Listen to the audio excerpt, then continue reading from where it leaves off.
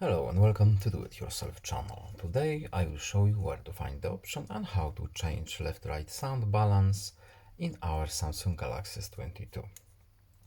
So where to look for our sound balance for our connected audio devices. We need to go to settings first, of course, then we are looking for accessibility options, and in accessibility menu we have our hearing enhancements. In this menu, at the bottom, as you can see, we have left-right sound balance for connected audio and for phone speakers. We are interested in connected audio, so as you can see, we can change left-right by moving this slider, and if we want to go back to default, we have dot in the middle to know where it was. No need to save, back out from this menu, and that's all. I hope this video was helpful to you. Please leave a like and subscribe. Have a nice day and see you in the next video. Goodbye.